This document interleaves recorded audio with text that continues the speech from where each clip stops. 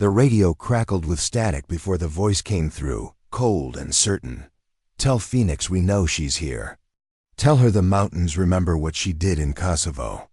The transmission cut to dead silence, leaving 12 hardened soldiers staring at their communications specialist like she'd just received a message from the dead.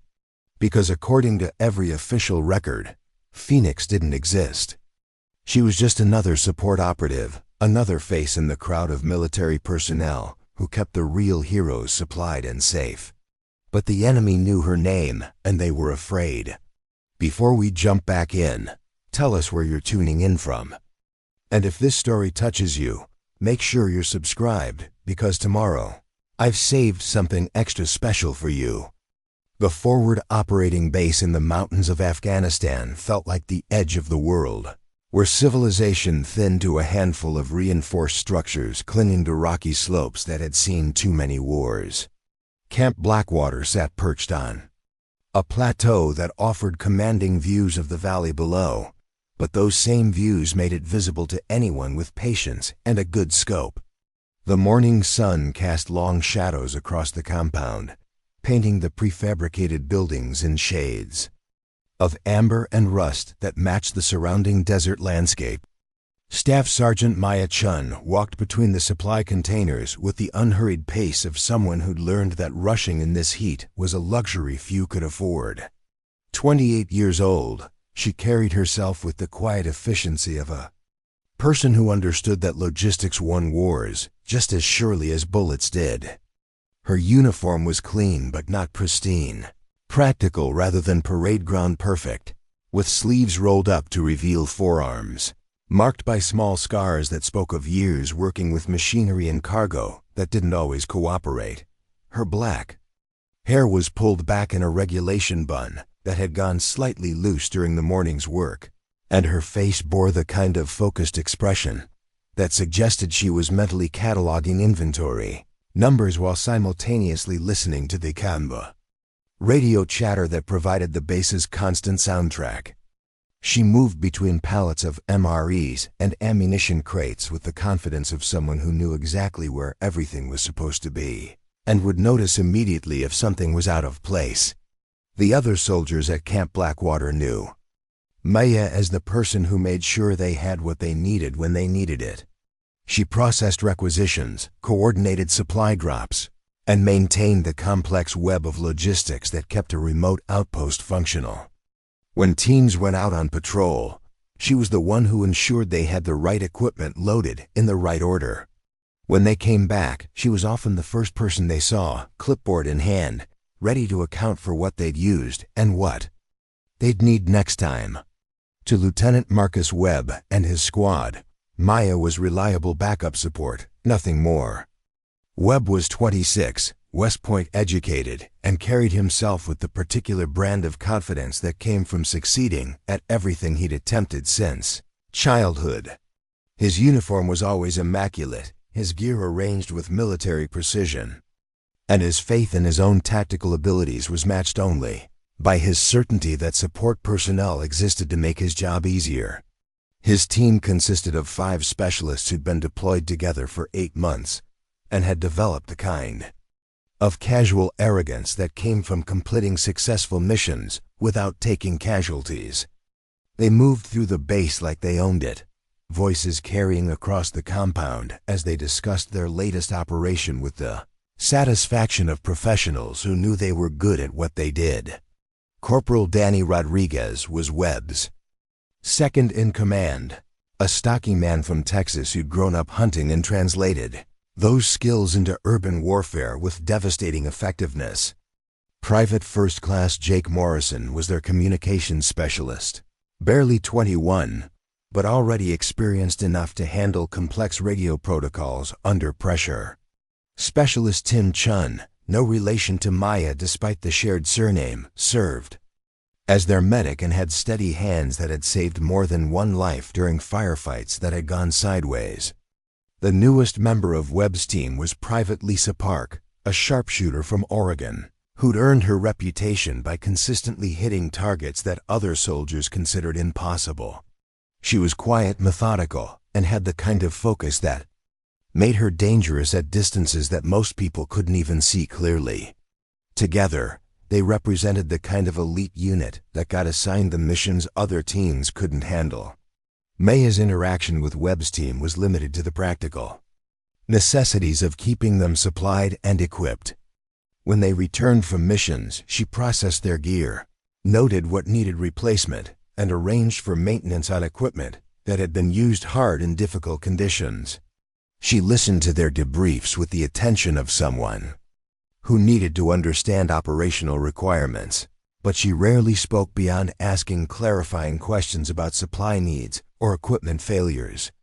The other support staff at Camp Blackwater had developed their own rhythm of operation. Technical Sergeant David Kim ran the motor pool and kept the base's vehicles operational despite the constant abuse they took from mountain roads and desert sand. Sergeant First Class Jennifer Walsh managed communications and intelligence, coordinating with higher command and other bases throughout the region. Staff Sergeant Robert Torres supervised the base's defensive positions and made sure the perimeter sensors were functioning properly. They all knew Maya as someone who did her job well and without complaint. She arrived early, worked efficiently, and left when her duties were complete. She didn't participate in the evening poker games or the informal discussions that filled the quiet hours between missions. She was professional, competent, and forgettable in the way that support personnel often were to the combat soldiers who depended on them. The morning routine at Camp Blackwater followed patterns that had been established over months of operation. Maya began her day by reviewing the previous night's radio traffic and checking the supply manifests that had arrived via encrypted transmission. She cross-referenced inventory levels against projected needs, identified items that were running low, and prepared requisitions for the next supply drop. The work required attention to detail and the ability to anticipate needs before they became critical shortages. Webb's team typically began their day with a briefing in the Tactical Operations Center, where they reviewed intelligence reports and planned their next mission. They studied satellite imagery, analyzed enemy movement patterns, and discussed tactics with the kind of professional focus that reflected their training and experience. Their conversations were filled with military terminology and references to previous operations that had become part of their shared operational vocabulary. After the briefing, Webb's team would move to the equipment lockers where Maya had prepared their gear. She would check each item against their mission requirements, noting any special requests or modifications they'd made based on the specific challenges they expected to face. The process was methodical and routine, but it was also critical to mission success. The right equipment and the right configuration could mean the difference between success and failure, between coming home and not coming home. The base's other personnel went about their own duties with the same professional competence. The cooks prepared meals that were nutritious if not particularly exciting. The mechanics serviced equipment that kept the base operational. The medical staff maintained their readiness to treat injuries that everyone hoped wouldn't occur, but everyone knew were always possible. Each person had their role, and the base functioned because everyone understood their responsibilities and executed them competently. Maya's reputation among the support staff was that of someone who could be relied upon to handle complex logistics without supervision. She had an intuitive understanding of how different types of equipment work together, and she could often anticipate problems before they became critical. When supply drops were delayed or damaged, she found ways to make existing resources stretch further. When equipment failed, she knew which items could be safely substituted and which required exact replacements. The combat soldiers, including Webb's team, saw Maya's competence but didn't think deeply about where it came from. They assumed she'd been trained in supply management and had developed her skills through routine practice. They didn't question her ability to quickly assess complex equipment configurations or her understanding of tactical requirements that went beyond simple inventory management. To them, she was just another support soldier who happened to be particularly good at her job. The base's commanding officer, Major Patricia Hendricks, had been in command for 6 months and had established a leadership style that emphasized efficiency and mission accomplishment. She was fair but demanding, expecting every soldier under her command to perform at their best while maintaining the professional standards that kept the base operational. Her background was in logistics and administration, and she understood the critical importance of support functions that combat soldiers often took for granted. Major Hendricks interacted with Maya primarily through official channels, receiving reports and approving requisitions that fell within her authority. She had noted Maya's competence and reliability, but she also knew that good support personnel often preferred to work without unnecessary attention from command. She trusted Maya to handle her responsibilities and focused her attention on the tactical operations that were the base's primary mission. The base's intelligence section, run by Captain Sarah Mitchell, processed information from multiple sources and provided threat assessments that guided operational planning. Captain Mitchell was thorough and analytical, with a background in military intelligence that had prepared her to identify patterns and connections that others might miss.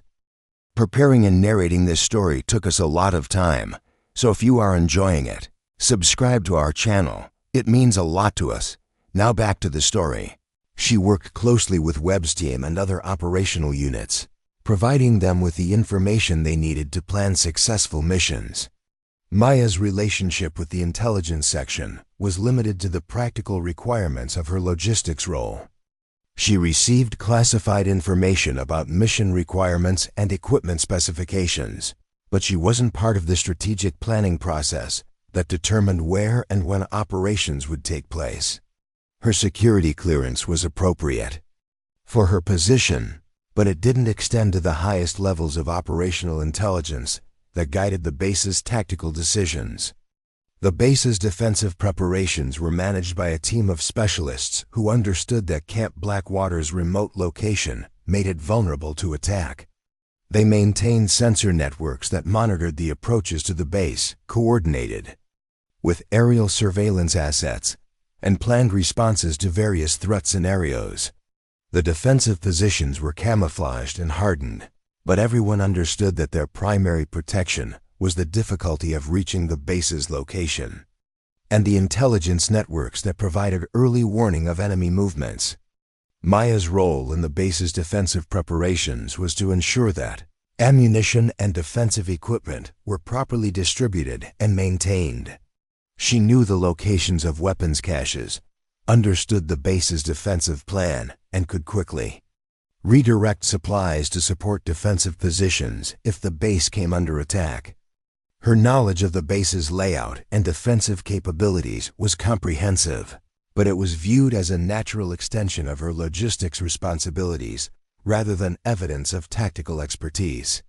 The daily routine at Camp Blackwater was punctuated by moments of tension when intelligence reports suggested increased enemy activity in the region. During these periods, the base's alert level would increase, and all personnel would implement enhanced security protocols. Maya would adjust supply distribution to ensure that defensive positions were fully stocked, and she would prepare contingency plans for equipment redistribution if the tactical situation changed rapidly. Webb's team thrived during these periods of heightened tension.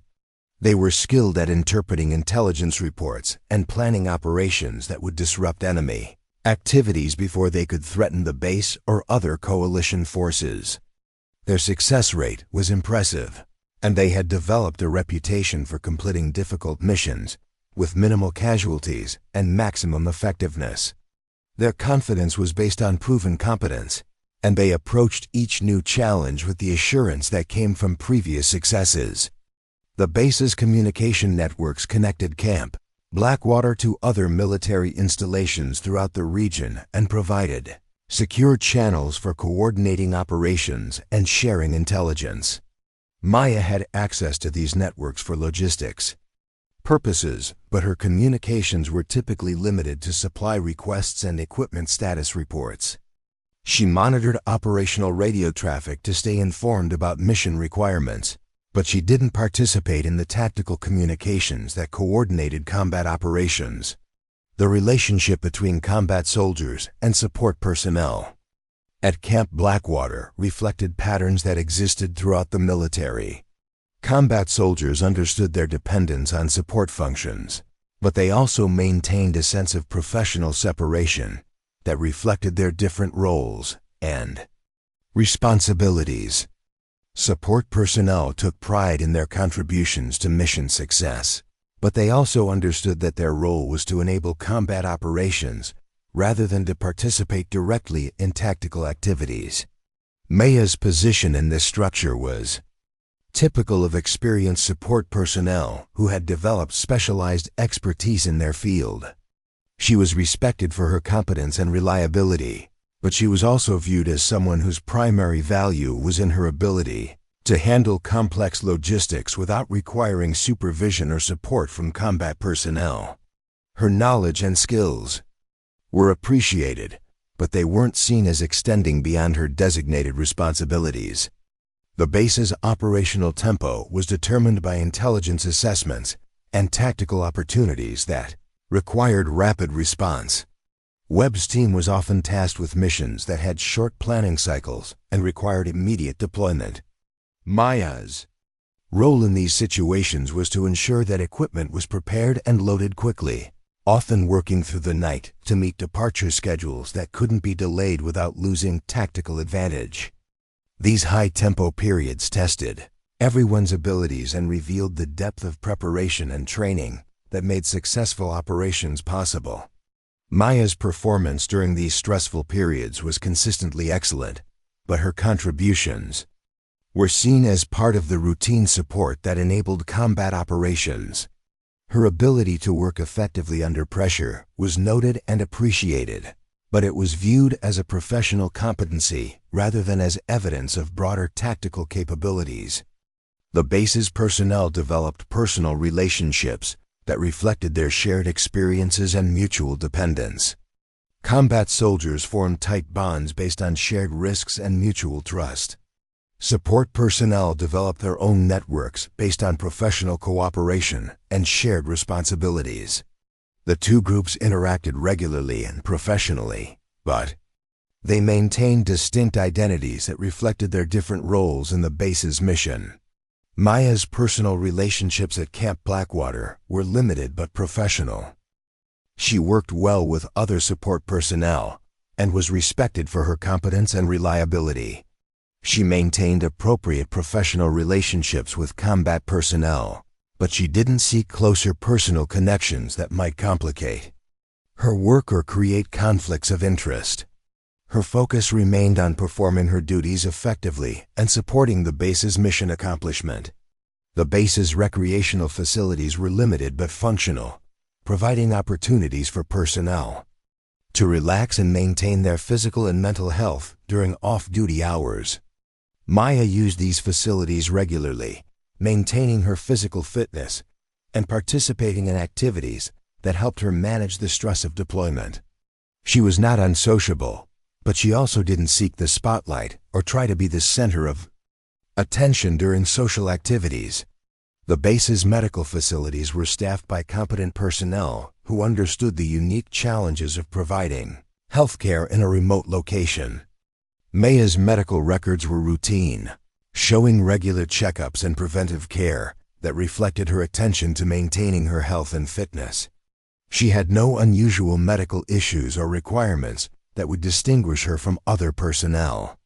At the base's security protocols were comprehensive and regularly updated, based on changing threat assessments and operational requirements. Maya's security clearance and access permissions were appropriate for her position and responsibilities. She underwent regular security reviews and maintained the professional standards required for personnel with access to classified information and sensitive operational details. The base's training programs ensured that all personnel maintained their professional competencies and remained current with evolving military standards and procedures. Maya participated in required training programs and maintained her certifications in logistics management and related specialties. Her training records showed consistent performance and steady professional development that reflected her commitment to excellence in her chosen field. As the weeks passed at Camp Blackwater, Maya continued to perform her duties with the same quiet competence that had characterized her service since her arrival.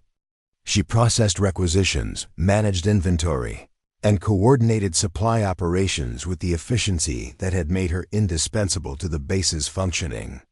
Her work was professional, thorough, and reliable, exactly what was expected from an experienced logistics specialist. Webb's team continued their operational success, completing missions with the tactical excellence that had earned them recognition throughout the region. They trusted Maya to provide the equipment and supplies they needed, and she consistently delivered. Their relationship was professional and functional, based on mutual respect for each other's competence, but without the deeper connections that might have revealed more about Maya's background and capabilities. The base's routine was about to be disrupted by intelligence that would test everyone's assumptions about roles, capabilities, and the nature of the enemy they were fighting. Maya's quiet competence was about to be revealed as something far more significant than routine logistics expertise. The enemy knew her name, and they were afraid. The question was whether her fellow soldiers would understand why before it was too late. The transmission came through during the evening shift change, when most of the base personnel were transitioning between day and night duties. Private Morrison was monitoring the communications array when the encrypted frequency crackled to life with a voice that spoke English with an accent that intelligence would later identify as Chechen. The message was brief, delivered with the kind of cold certainty that made everyone in the communications bunker stop what they were doing and listen. Morrison's hands moved quickly across the recording equipment, capturing every word while simultaneously alerting the command structure that they had received an unexpected communication on a frequency that wasn't supposed to exist. The voice on the radio spoke with the confidence of someone who knew they had everyone's attention, someone who understood that their words would spread through the base like wildfire and create exactly the kind of confusion and fear they intended.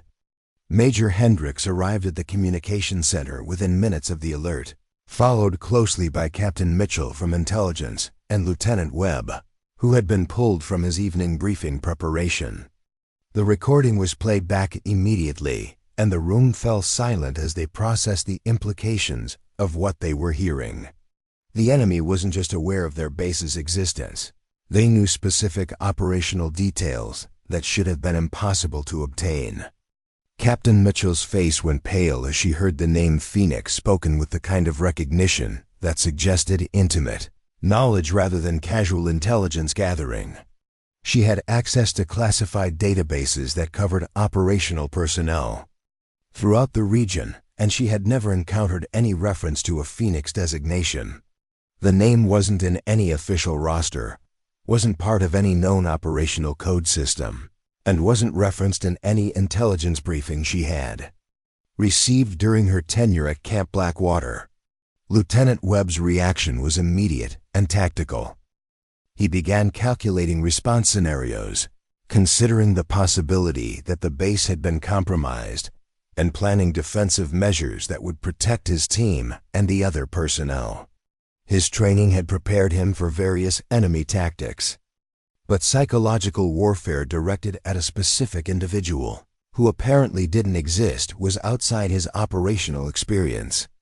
He found himself looking around the communications center as if the mysterious Phoenix might materialize from the shadows.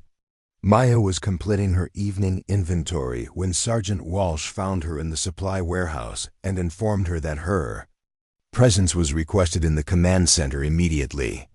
Maya's expression didn't change as she received this information, but she set down her clipboard with the deliberate precision of someone who understood that routine had just ended and something more serious was beginning. She followed Walsh through the base corridors without asking questions, her pace steady and unhurried despite the urgency in Walsh's voice. The command center was crowded with personnel who rarely gathered in one location during normal operations. Maya entered the room and immediately assessed the situation, noting the tension in everyone's posture and the way conversations stopped when she appeared. Major Hendricks gestured for her to approach the communications console where Morrison was preparing to replay the recording for what was obviously not the first time. Maya listened to the transmission with the same calm attention she brought to supply manifests and equipment requisitions. Her expression remained neutral as the enemy voice spoke her name, or rather the name Phoenix, with the kind of familiarity that suggested personal knowledge rather than intelligence gathering. When the recording ended, she looked around the room at the faces staring at her with expressions ranging from confusion, suspicion, to something approaching fear. Major Hendricks spoke first, her voice carrying the authority of command, but also an undertone of uncertainty that reflected the unprecedented nature of the situation. She asked Maya directly if she had any knowledge of why enemy forces would know her by a designation that didn't appear in any official records. Maya's response was measured and careful, acknowledging that she had served in various capacities during her military career, but providing no specific details that would explain the enemy's apparent knowledge of her identity. Captain Mitchell interrupted with a series of rapid questions about Maya's previous assignments, her training background, and her security clearance history. Maya answered each question with factual precision, but without elaboration, providing information that was accurate but incomplete. Her responses revealed that she had served in multiple theaters of operation, that she had held various positions within logistics and support roles, and that her security clearances had been appropriate for her assigned duties. Lieutenant Webb's patience with the careful questioning evaporated as he realized that Maya was providing answers that satisfied the literal requirements of each question without revealing anything meaningful about why enemy forces would know her name. He demanded more direct information about her operational history and her connection to the Phoenix designation that had appeared in the enemy transmission. His frustration was evident as Maya continued to respond with the same measured precision that revealed nothing while concealing everything. The tension in the command center escalated as more personnel arrived and word spread throughout the base that they had received a transmission specifically naming one of their own personnel. Rumors began circulating immediately, with theories ranging from the possibility that Maya was an undercover operative to the suggestion that she might be a security risk who had somehow compromised the base's operational security. The uncertainty created an atmosphere of suspicion that affected everyone's ability to focus on their normal duties. Maya's demeanor remained unchanged throughout the increasingly intense questioning. She stood at attention when addressed by superior officers, maintained eye contact when responding to questions, and displayed none of the defensive behavior that might have been expected from someone whose loyalty was being questioned. Her calm professionalism was either evidence of innocence or proof of exceptional training in operational security, and no one in the command center could determine which interpretation was accurate. Major Hendricks made the decision to place Maya under protective supervision while intelligence personnel conducted a more thorough investigation of her background and service record. This was presented as a security precaution rather than disciplinary action, but everyone understood that Maya's freedom of movement had been restricted and her access to sensitive areas of the base had been suspended. 2 military police personnel were assigned to ensure her safety and monitor her activities. The investigation began immediately with Captain Mitchell accessing classified databases that required special authorization codes and secure communication links to intelligence agencies outside the theater of operations. The initial searches returned results that were simultaneously routine and puzzling, showing a service record that was exemplary but unremarkable, with assignments and training that seemed appropriate for a logistics specialist but nothing that would explain enemy knowledge of a Phoenix designation. Webb's team was briefed on the situation and instructed to maintain heightened security awareness while continuing their operational responsibilities. The mysterious transmission had created uncertainty about the base's security status, and everyone understood that enemy forces who possessed detailed knowledge about personnel might also have access to other sensitive information. The team's upcoming mission was postponed pending a complete security review of all operational plans and procedures.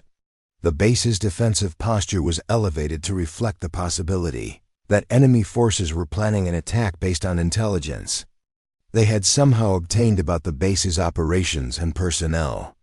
Additional security patrols were established, sensor networks were recalibrated, and communication protocols were modified to prevent potential interception. The atmosphere at Camp Blackwater shifted from routine operational readiness to active threat awareness. Maya's quarters were searched by military police personnel, who approached the task with professional thoroughness but found nothing that provided insight into the mystery surrounding her identity.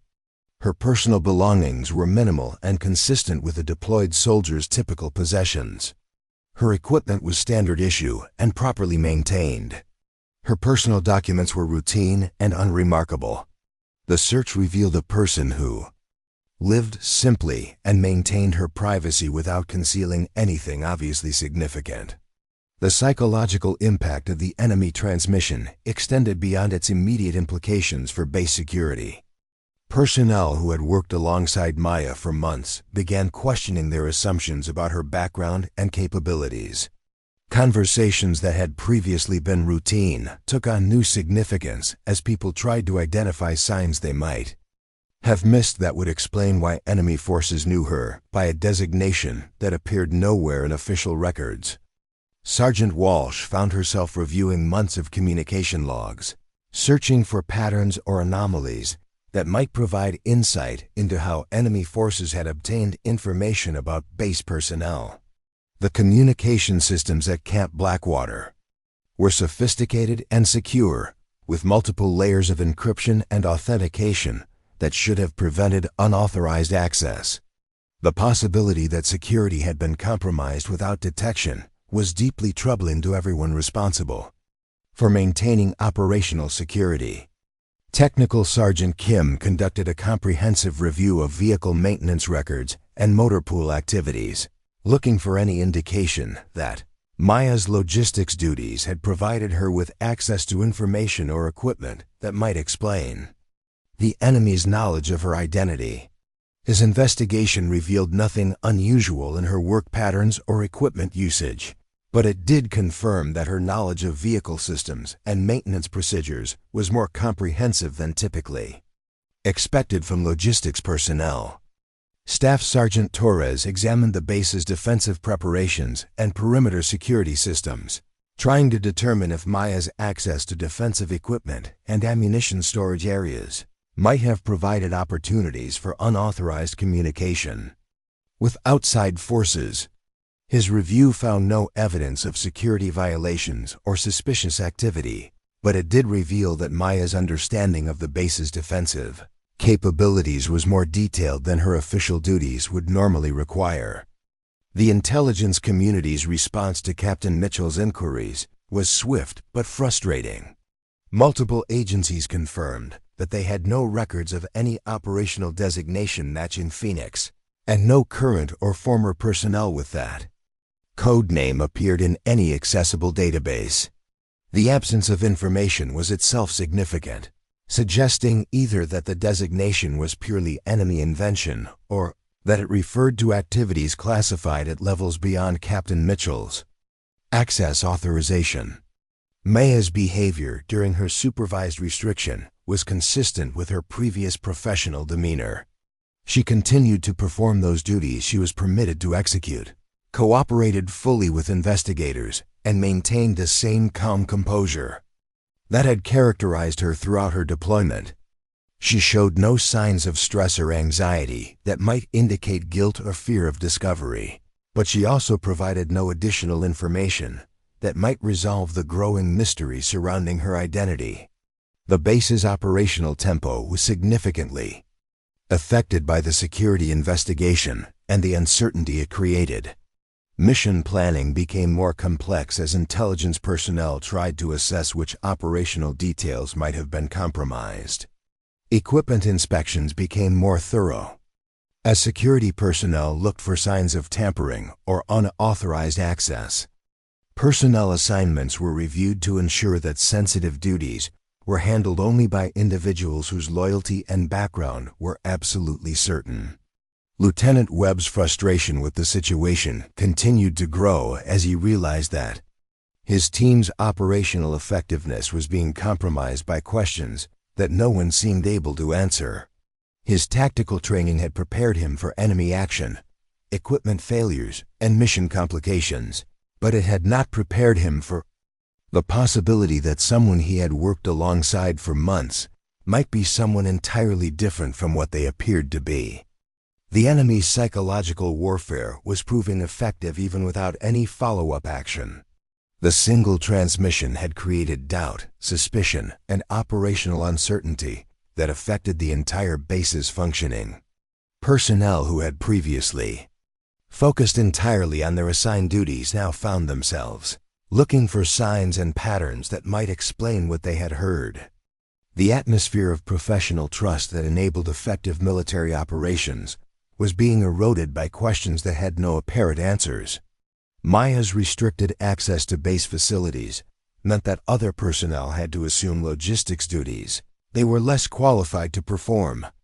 Equipment requests took longer to process, supply distribution became less efficient, and the smooth operation of support functions that everyone had taken for granted began to show signs of strain. The practical impact of removing Maya from her normal duties was becoming evident throughout the base's operations. Major Hendricks faced the difficult decision of how to balance operational security with mission effectiveness. Keeping Maya under restriction protected against the possibility that she posed a security risk, but it also degraded the base's operational capabilities and created morale problems that affected everyone's performance. The absence of clear evidence, either supporting or refuting the implications of the enemy transmission, made it impossible to resolve the situation definitively. The base's medical personnel were consulted to determine if Maya's service record included any medical information that might provide insight into her background or explain the enemy's knowledge of her identity. Her medical files were routine and unremarkable, showing regular checkups, standard vaccinations, and minor injuries consistent with normal military service.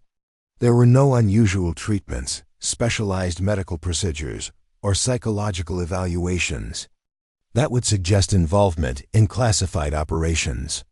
Communication with higher command levels revealed that the mystery extended beyond Camp Blackwater's ability to resolve independently. The Phoenix designation was not recognized at regional command level, and requests for information had been forwarded to national intelligence agencies for investigation. The timeline for receiving answers was uncertain, and the base was instructed to maintain current security precautions while continuing essential operations. The social dynamics among base personnel shifted as the investigation continued without resolution.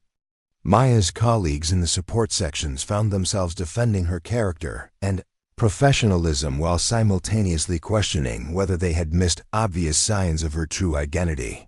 Combat personnel began viewing support functions with increased suspicion, wondering whether other seemingly routine personnel might also have hidden backgrounds or capabilities. Maya's interaction with the military police personnel assigned to supervise her was professional and cooperative, but it provided no additional insight into her background or the mystery surrounding the enemy transmission. She answered questions when asked, followed instructions without complaint, and maintained the same reserved but competent demeanor that had characterized her throughout her deployment. Her behavior was either evidence of innocence or proof of exceptional operational discipline. The base's intelligence systems were reconfigured to monitor for additional enemy transmissions that might provide more information about the source of their knowledge regarding Maya's identity. Communication personnel maintained constant vigilance for any signals that might indicate enemy surveillance or planning for an attack based on the intelligence they apparently possessed. The heightened alert status created additional stress for personnel who were already dealing with the uncertainty created by the initial transmission. Captain Mitchell's investigation revealed that Maya's security clearance history included several gaps and transfers that were not fully documented in accessible records. These gaps were not necessarily unusual for personnel who had served in multiple theaters or worked in specialized assignments, but they also provided no information that would explain the enemy's knowledge of a Phoenix designation. The investigation was reaching the limits of what could be determined using available resources and clearance levels. The base's operational planning became increasingly complex as staff officers tried to account for the possibility that enemy forces possessed detailed intelligence about their capabilities, personnel, and procedures. Contingency plans were developed for scenarios ranging from direct attack to infiltration attempts, but the uncertainty about what information might have been compromised made it difficult to prioritize defensive measures effectively. Maya's professional competence continued to be evident even under restriction, as she found ways to contribute to base operations within the limitations imposed by her supervised status. Her suggestions for improving supply efficiency and equipment maintenance procedures remained valuable, and her understanding of complex logistics requirements continued to exceed what would normally be expected from someone with her official background and training. The psychological strain on base personnel was becoming evident as the investigation extended without resolution. Sleep patterns were disrupted by increased security duties and heightened alert status. Morale was affected by uncertainty about operational security and questions about personnel, whose backgrounds might not be what they appeared to be. The enemy's psychological warfare was achieving its intended effect of degrading combat effectiveness through confusion and suspicion. Lieutenant Webb's team began conducting their own informal investigation, trying to identify patterns in Maya's behavior or statements that might provide insight into her true identity.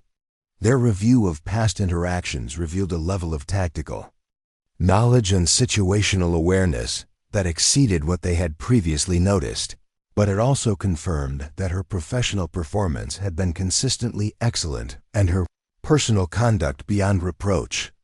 The base's communication systems were upgraded with additional security protocols designed to prevent interception and unauthorized access. But these measures also slowed routine operations and created complications for personnel who relied on efficient communication for coordination and planning. The balance between security and operational effectiveness was becoming increasingly difficult to maintain as the investigation continued without clear resolution. Maya's calm acceptance of her restricted status was itself becoming a subject of speculation among base personnel.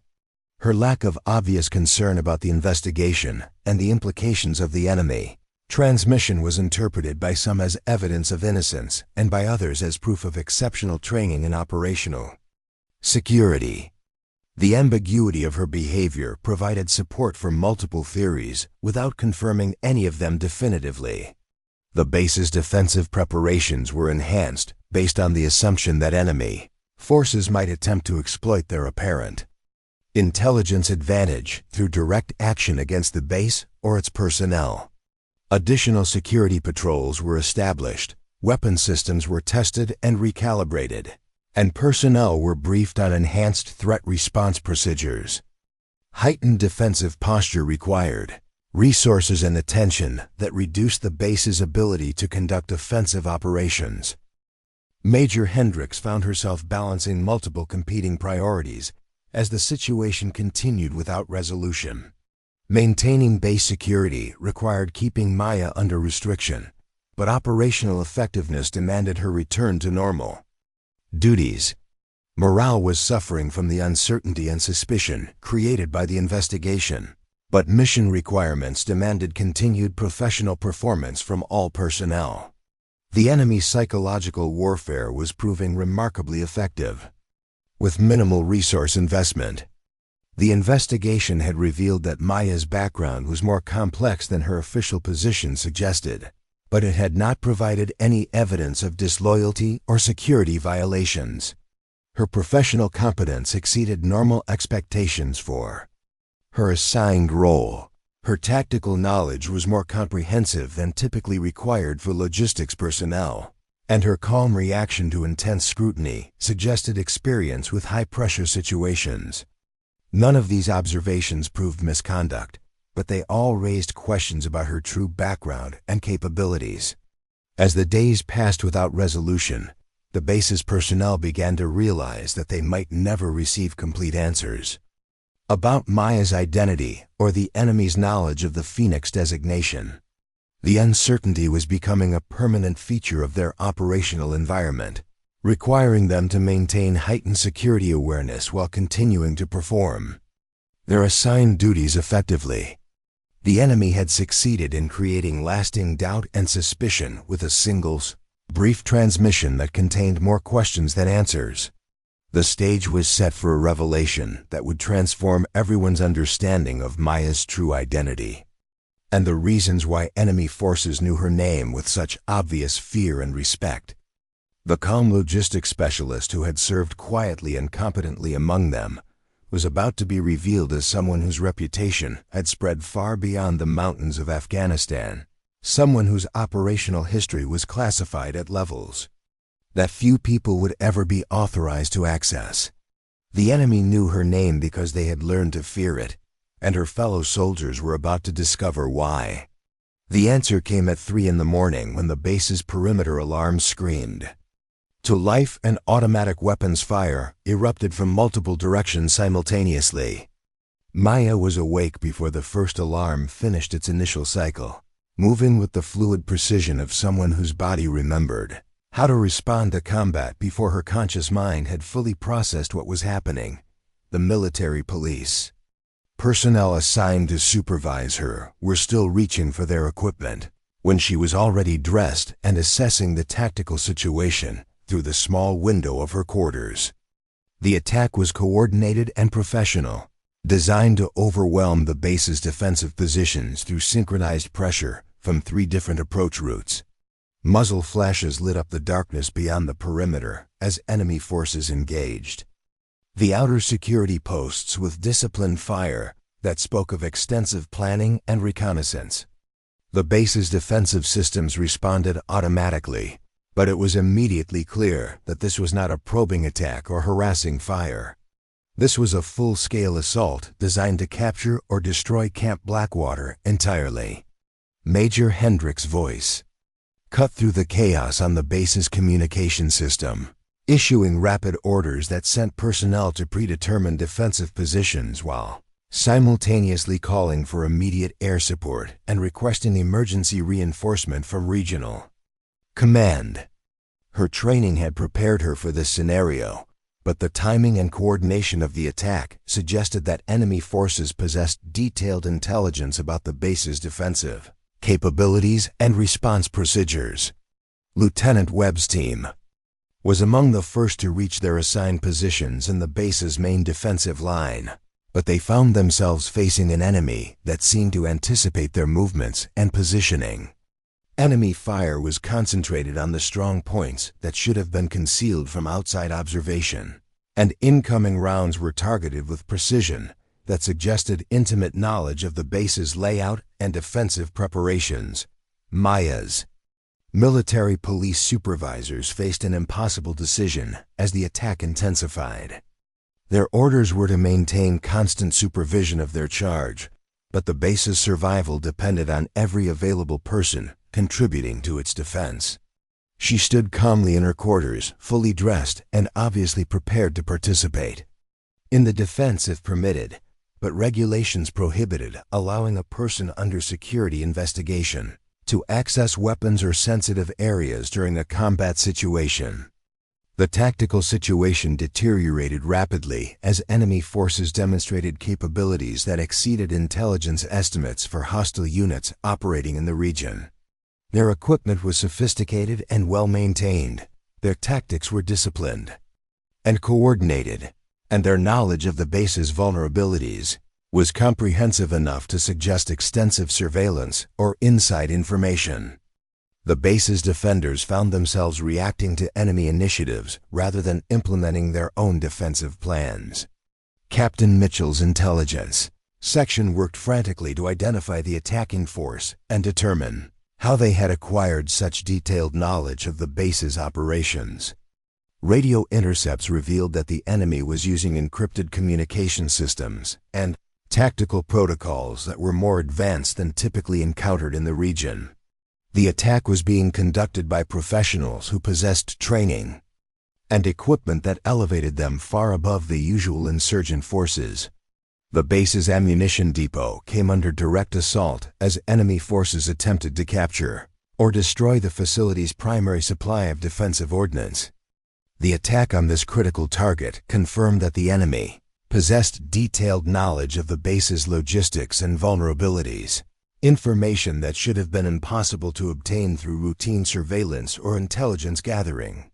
Someone had provided them with inside information, or they had access to classified operational details through other means. Maya's behavior during the early stages of the attack was noted by her supervisors as unnaturally calm and focused. She showed no signs of panic or confusion that might be expected from support personnel experiencing their first major combat situation. Instead, she displayed the kind of composed alertness that suggested extensive experience with similar circumstances. Her questions about the tactical situation were informed and perceptive, revealing knowledge of defensive tactics that exceeded her official training background. The enemy's assault on the communications center succeeded in severing several critical communication links before the base's defenders could establish effective countermeasures. The loss of communication capabilities degraded coordination between defensive positions and eliminated the base's ability to call for immediate air support. The timing and precision of this attack confirmed that the enemy understood exactly which systems were critical to the base's defensive effectiveness. Lieutenant Webb's position came under concentrated fire that forced his team to abandon their primary defensive positions and fall back to secondary locations that provided less advantageous fields of fire. The enemy's advance was methodical and professional, with covering fire and tactical movement that demonstrated training equivalent to elite military units. Webb realized that his team was facing opponents whose capabilities matched or exceeded their own. The base's perimeter began to collapse as enemy forces achieved penetration at multiple points simultaneously. The defenders were outnumbered and outgunned, facing an assault that had been planned to exploit every weakness in their defensive preparations. Major Hendricks made the difficult decision to implement contingency plans that would consolidate the defense around the base's central facilities while abandoning some outlying positions. Maya's military police supervisors received urgent orders to report to defensive positions as the tactical situation became critical. They faced the choice of abandoning their supervisory duties or remaining with Maya while the base's defense collapsed around them. The decision was made for them when Maya spoke quietly but clearly, informing them that she was requesting permission to assist in the base's defense under emergency combat protocols. The request was unprecedented and complicated by the ongoing security investigation, but the base's survival was taking priority over administrative procedures. Major Hendricks authorized Maya's participation in defensive operations under direct supervision, with the understanding that her actions would be monitored and that her access to sensitive areas would remain restricted. The authorization was given reluctantly and with reservations, but the tactical situation left few alternatives. Maya's response to receiving combat authorization was immediate and transformative. She moved toward the base's armory with a purposeful stride that was entirely different from her previous measured pace. Her body language shifted from passive cooperation to active engagement, and her demeanor changed from quietly professional to intensely focused.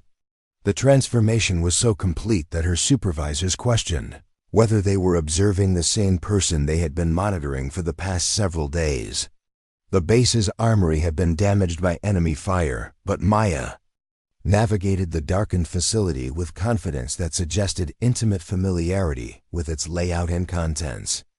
She selected equipment with rapid precision, choosing weapons and ammunition that were appropriate for the tactical situation while avoiding items that were damaged or unsuitable for immediate use. Her selections revealed comprehensive knowledge of weapons systems and tactical equipment that far exceeded her official training records. Maya's first contribution to the base's defense was to identify a critical vulnerability in the enemy's assault pattern that had been missed by the tactical leadership. She observed that the coordinated attacks on multiple positions were creating gaps in the enemy's own coverage that could be exploited through carefully timed counterattacks. Her tactical assessment was delivered with quiet confidence and supported by observations that demonstrated sophisticated understanding of battlefield dynamics. Lieutenant Webb's initial reaction to Maya's tactical suggestions was skepticism mixed with desperation. His team was under intense pressure and suffering casualties, and conventional defensive tactics were proving inadequate against an enemy that seemed to anticipate every response. Maya's recommendations required accepting tactical advice from someone whose background and qualifications were unknown, but the alternative was continued deterioration of an already critical situation. The implementation of Maya's tactical recommendations produced immediate results that surprised everyone involved in the base's defense. Her suggested repositioning of defensive fires created overlapping fields of observation that allowed defenders to identify and engage previously concealed enemy positions. Her recommended coordination between defensive positions resulted in more effective use of available firepower and better protection for personnel who had been exposed to enemy observation. Maya's performance in combat revealed capabilities that were entirely inconsistent with her official role as a logistics specialist. She moved through the base's defensive positions with tactical awareness that enabled her to identify threats and opportunities that escaped the notice of trained combat personnel. Her weapon handling was expert and instinctive, suggesting years of intensive training and extensive combat experience. The enemy's assault began to falter as the base's defenders implemented coordinated responses that exploited weaknesses in the attack plan. Maya's tactical insights had identified patterns and vulnerabilities that were invisible to personnel who lacked her level of experience and training.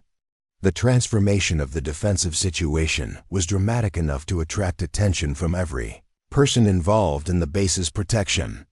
Captain Mitchell observed Maya's combat performance from the Tactical Operations Center and realized that they were witnessing capabilities that could not be explained by any conventional military training program. Maya's situational awareness, tactical knowledge, and combat skills were consistent with elite special operations training, but such background would be documented in service records that were accessible through intelligence channels. The base's communication systems were partially restored through repairs that Maya coordinated using technical knowledge that exceeded her supposed qualifications.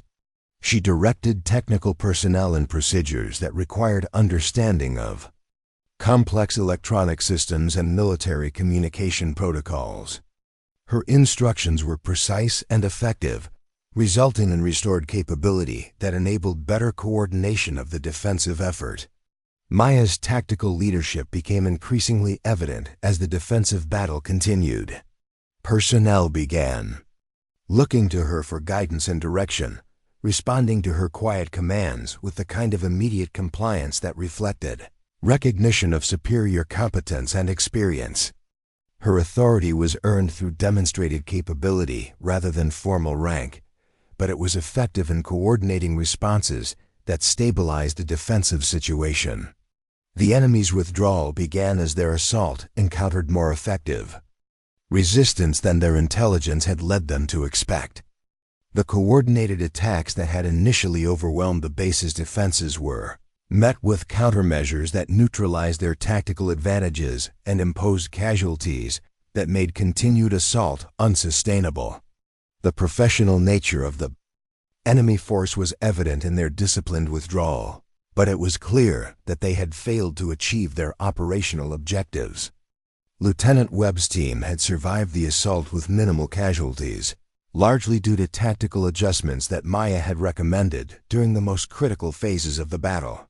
Webb found himself struggling to reconcile the combat leadership he had witnessed with his previous assumptions about Maya's background and capabilities. The logistics specialist who had quietly processed his equipment requests was clearly someone entirely different from what he had believed. The base's damage assessment revealed that the enemy assault had been designed to capture rather than destroy key facilities and personnel. The precision of their targeting and the selective nature of their destruction suggested that they had been seeking specific objectives rather than attempting to eliminate the base entirely. The implication that they had been looking for particular individuals or information added another layer of complexity to an already confusing situation. Maya's behavior during the post-combat period was as revealing as her performance during the battle itself.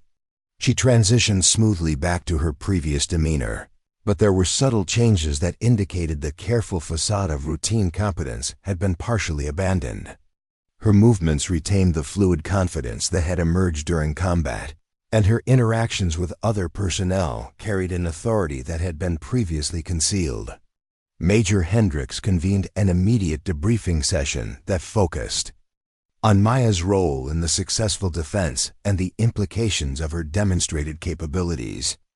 The combat situation had provided definitive evidence that Maya possessed training and experience that were inconsistent with her official background, but it had also demonstrated her loyalty and commitment to the base's mission. The security investigation had taken on new urgency and complexity. The enemy's knowledge of Maya's Phoenix designation was now understood in a different context. Rather than indicating a security breach or intelligence compromise, it suggested that Maya's reputation had spread through enemy networks based on previous encounters that were not documented in accessible military records. The enemy's fear of Phoenix was based on direct experience rather than intelligence reports.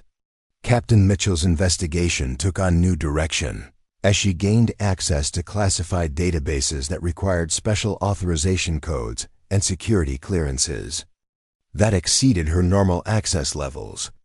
The Phoenix designation appeared in records that were classified at levels that few military personnel would ever be authorized to access. Maya's true background was documented in files that were compartmentalized and restricted to personnel with specific operational requirements.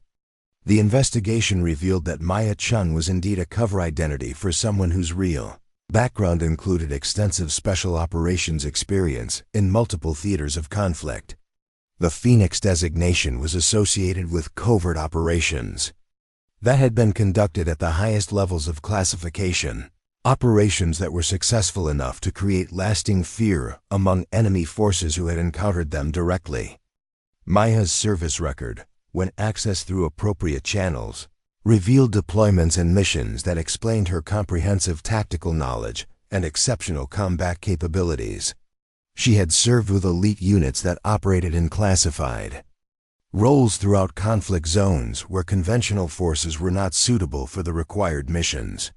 Her expertise in logistics and support operations was real, but it was supplemented by training and experience that made her qualified for far more demanding responsibilities. The base personnel who had worked alongside Maya for months found themselves reevaluating every interaction and conversation in light of her revealed background. Her quiet competence and professional demeanor took on new significance when understood as the careful facade of someone whose true capabilities were classified at levels that prohibited normal disclosure. Her reserved behavior was operational security rather than natural personality. Lieutenant Webb's team conducted their own informal review of Maya's performance and realized that they had consistently underestimated someone whose qualifications exceeded their own. Her understanding of tactics, weapons, and battlefield dynamics was the result of experience gained in operations that were more demanding and dangerous than anything they had encountered. Their previous assumptions about support personnel were fundamentally challenged by what they had witnessed. The enemy's withdrawal from the region was confirmed through intelligence reports that indicated they had abandoned planned operations and relocated to areas beyond the immediate tactical range of Camp Blackwater. The failed assault had imposed casualties and resource losses that would require time to recover, but it had also demonstrated that Phoenix remained an active threat to their operations in the region. Maya's future assignment at Camp Blackwater became a subject of discussion at command levels that exceeded Major Hendrick's authority. The cover identity that had been maintained for operational security reasons was now compromised, and decisions about her continued assignment required input from agencies and commanders who were not normally involved in routine personnel matters. The base's security procedures were reviewed and updated based on lessons learned from the assault, but the most significant change was in personnel policies that addressed the assignment and supervision of individuals whose backgrounds included classified operational experience. Maya's case had revealed gaps in security protocols that needed to be addressed to prevent similar situations in the future. Maya's interaction with base personnel changed subtly but significantly following the revelation of her true background.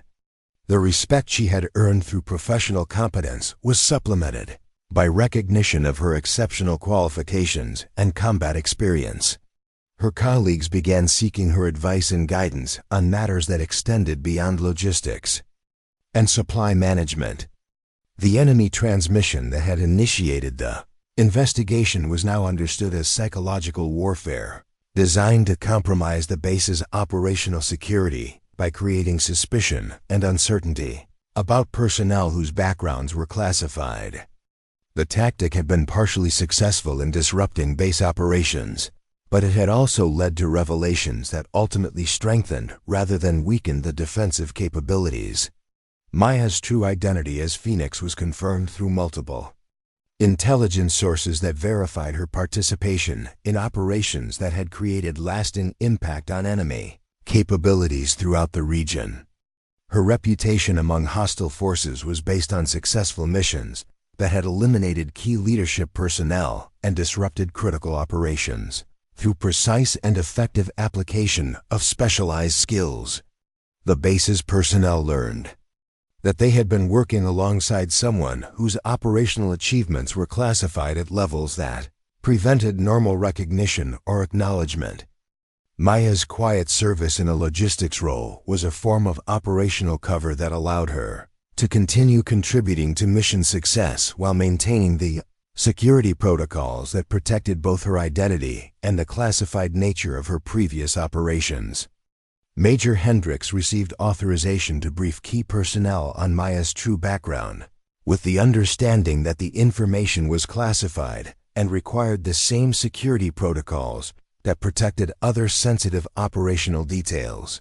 The briefing revealed that Phoenix was a designation associated with some of the most successful covert operations conducted in the region over the previous decade. The investigation that had consumed the base's attention for days was formally concluded with findings that confirmed Maya's loyalty and exceptional qualifications, while recommending continued assignment in roles that would utilize her capabilities more effectively. The security concerns that had initially motivated the investigation resolved through access to classified information that explained apparent inconsistencies in her background. Maya's response to the revelation of her true identity was characteristically measured and professional. She acknowledged her background when directly questioned, but provided no unnecessary details about classified operations or sensitive information. Her operational security discipline remained intact even when the cover identity that had protected her was no longer viable. The base's operational tempo returned to normal as personnel adjusted to understanding Maya's true qualifications and role in their mission. The respect she had earned through professional competence was enhanced by recognition of her exceptional background, but her interactions with colleagues remained focused on mission accomplishment rather than personal recognition or status. Lieutenant Webb's team requested that Maya be assigned to support their future operations in roles that would utilize her tactical expertise and combat experience. The request was approved through command channels that recognized the value of employing personnel with appropriate qualifications in roles that matched their capabilities and training. The enemy forces that had attacked Camp Blackwater were subsequently tracked and engaged by coalition units that used intelligence gathered during the assault to locate and eliminate the threat they had posed to regional operations. Maya's tactical insights during the defensive battle had provided information that contributed to the successful follow-up operations that removed the cons of battle enemy capability from the area. Maya's cover identity as a routine logistics specialist was maintained for personnel who did not require knowledge of her true background, but key command and operational personnel were briefed on her qualifications and authorized to utilize her capabilities in appropriate roles. The balance between operational security and mission effectiveness was achieved through selective disclosure of classified information. The base's defensive capabilities were enhanced through implementation of tactical improvements that Maya recommended based on her analysis of the enemy assault and her understanding of potential future threats. Her recommendations were incorporated into updated defensive plans that provided better protection against sophisticated attacks while maintaining operational flexibility. The psychological impact of revealing Maya's true identity extended beyond immediate operational considerations to influence how personnel viewed assumptions about background and capabilities. The lesson that people were not always what they appeared to be became part of the base's operational culture and influenced how personnel approached interactions with colleagues, whose backgrounds might include classified elements. Maya's reputation among enemy forces was confirmed through intelligence gathered during subsequent operations that revealed the fear and respect that the Phoenix designation commanded among hostile organizations throughout the region. Her presence at Camp Blackwater was recognized as a significant enhancement to the base's defensive and operational capabilities. The base's personnel came to understand that they had been privileged to serve alongside someone whose contributions to regional security extended far beyond routine logistic support. Maya's quiet professionalism and exceptional competence took on new meaning when viewed in the context of her classified operational achievements and the reputation she had earned among both allies and enemies. The enemy had whispered her name in fear because they had learned through direct experience that Phoenix represented capabilities and determination that posed an existential threat to their operations and objectives. The logistics specialist who had quietly processed supply requests and maintained equipment was revealed to be one of the most effective operators in the theater, someone whose reputation was based on missions that would never be publicly acknowledged, but whose impact would be felt for years to come. The weeks following the revelation of Maya's true identity brought fundamental changes to the operational dynamics at Camp Blackwater. Personnel who had previously viewed her as reliable but unremarkable support staff now approached her with the combination of professional respect and personal curiosity that accompanied recognition of exceptional qualifications and classified achievements. The transformation was gradual but unmistakable, as conversations that had once been routine took on new layers of meaning and significance. Lieutenant Webb found himself reassessing every tactical decision his team had made during their months of deployment, wondering how different their operations might have been if they had understood Maya's true capabilities from the beginning. Her quiet observations during mission briefings, which he had previously attributed to conscientious attention to supply requirements, were now revealed as tactical assessments from someone whose operational experience exceeded his own. The realization was both humbling and educational, forcing him to confront assumptions about competence and authority that had shaped his leadership approach. Maya's integration into more active operational roles required careful balance between utilizing her exceptional skills and maintaining the security protocols that protected classified information about her background and previous missions. Major Hendricks worked with Regional Command to develop assignment parameters that would allow Maya to contribute more effectively to the base's mission while preserving operational security, requirements that remained in effect despite the partial revelation of her identity. The base's intelligence section benefited significantly from Maya's analytical capabilities and her understanding of enemy tactics that was based on direct operational experience rather than theoretical study.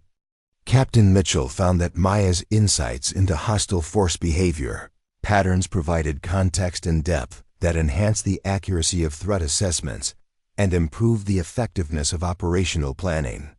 Her contributions were particularly valuable because they reflected practical knowledge gained through successful missions in similar operational environments. Maya's relationship with the base's support personnel evolved as they came to understand that their colleague possessed qualifications and experience that elevated her far above routine logistics responsibilities. Technical Sergeant Kim discovered that Maya's mechanical knowledge extended to specialized systems and equipment that were typically encountered only in classified operational contexts. Her ability to troubleshoot complex problems and implement innovative solutions reflected training and experience that were unavailable through conventional military education programs. The psychological impact of Maya's revealed identity extended beyond immediate operational considerations to influence the base's overall approach to personnel assessment and utilization. Staff members began questioning their own assumptions about the backgrounds and capabilities of their colleagues, recognizing that military service included classified elements that were not reflected in accessible records or obvious indicators. The lesson about hidden qualifications and concealed expertise became part of the base's institutional knowledge. Maya's tactical contributions to mission planning became increasingly valuable as Lieutenant Webb's team faced more complex operational challenges that required sophisticated approaches to intelligence gathering and target engagement. Her recommendations for infiltration routes, surveillance positions, and extraction procedures reflected understanding of terrain analysis and operational security that could only be gained through extensive field experience in similar environments. The enemy's response to the failed assault on Camp Blackwater included increased caution about operations in the region and apparent recognition that coalition forces possessed capabilities that had not been fully accounted for in their intelligence assessments. Intercepted communications revealed discussions about the presence of specialized personnel whose qualifications exceeded standard garrison assignments, confirming that Maya's reputation among hostile forces was based on accurate assessment of her operational effectiveness. Maya's training background, as revealed through classified personnel files, included specialized schools and certification programs that were available only to personnel selected for highly sensitive assignments. Her qualifications encompassed advanced combat skills, sophisticated intelligence analysis techniques, and specialized equipment operation that prepared her for missions requiring exceptional individual capability and operational independence. The base's defensive preparations were enhanced through Maya's recommendations for sensor placement, communication protocols, and response procedures that reflected her understanding of how elite enemy units conducted reconnaissance and planned attacks. Her suggestions for improving perimeter security and early warning systems were based on knowledge of the tactics and capabilities that sophisticated opponents would employ against hardened targets. Lieutenant Webb's team requested additional training opportunities that would allow them to benefit from Maya's expertise without compromising operational security requirements that restricted access to classified information. The training sessions that were approved focused on tactical skills and operational procedures that could be shared without revealing sensitive details about Maya's previous missions or the classified nature of her background. Maya's medical training, which had been concealed during her assignment as logistics specialist, proved valuable when base personnel sustained injuries during training exercises and routine operations. Her emergency medical skills exceeded those of personnel who were officially designated as medics, and her ability to provide sophisticated trauma care under difficult conditions reflected specialized training that was typically reserved for personnel assigned to high-risk operational roles. The base's communication security was improved through Maya's recommendations for encryption protocols and transmission procedures that would prevent enemy forces from gaining intelligence about personnel assignments and operational capabilities. Her understanding of sophisticated intelligence gathering techniques enabled her to identify vulnerabilities that might be exploited by opponents with advanced technical capabilities and comprehensive surveillance resources. Maya's weapons expertise extended far beyond the standard small arms proficiency that was required for all military personnel. Her familiarity with specialized equipment and advanced weapon systems reflected training that prepared her for missions requiring precise engagement of targets under challenging conditions. Her marksmanship skills were demonstrated during routine qualification exercises that revealed capabilities consistent with elite sniper training and advanced combat specialization. The regional command structure took increased interest in Camp Blackwater's operations as reports of Maya's contributions reached higher organizational levels. Her reputation within classified operational communities had preceded her assignment to the base, and her effectiveness in the logistics role had been noted by personnel who understood the value of maintaining experienced operators in positions that provided operational flexibility and strategic depth. Maya's cultural and linguistic knowledge proved valuable for intelligence analysis and operational planning that required understanding of local populations and regional dynamics. Her ability to interpret intercepted communications and analyze cultural factors that influenced enemy behavior reflected education and experience that extended beyond conventional military training to include specialized preparation for operations in diverse international environments. The base's maintenance and repair capabilities were enhanced through Maya's knowledge of specialized equipment and advanced technical systems. Her ability to diagnose complex problems and implement sophisticated solutions reflected mechanical training that was typically available only to personnel assigned to units that operated advanced technology and specialized equipment in demanding operational environments. Maya's survival and evasion skills were demonstrated during training exercises that tested personnel response to various emergency scenarios. Her performance revealed capabilities that exceeded standard survival training and suggested preparation for operations that might require extended independent operation in hostile territory without external support or supply. The enemy's continued attempts to gather intelligence about Camp Blackwater's personnel and capabilities were countered through security measures that Maya recommended based on her understanding of sophisticated reconnaissance techniques and intelligence gathering operations. Her suggestions for counterintelligence procedures and operational security protocols reflected knowledge of how elite enemy units conducted surveillance and prepared for targeted operations. Lieutenant Webb's team benefited from Maya's guidance in developing operational procedures that would be effective against sophisticated opponents who possessed advanced training and equipment. Her recommendations for tactical movement, communication protocols, and engagement procedures reflected understanding of how elite units operated and how their capabilities could be countered through appropriate preparation and tactical innovation. Maya's administrative skills, which had been evident during her service as logistics specialist, were revealed to include capabilities for managing complex classified information and maintaining security protocols that protected sensitive operational details. Her ability to process and organize classified materials reflected training in information security and document control that exceeded standard administrative qualification requirements. The base's personnel began to understand that Maya's presence represented a strategic asset that enhanced their overall operational capability, while providing security and tactical advantages that extended beyond conventional defensive measures.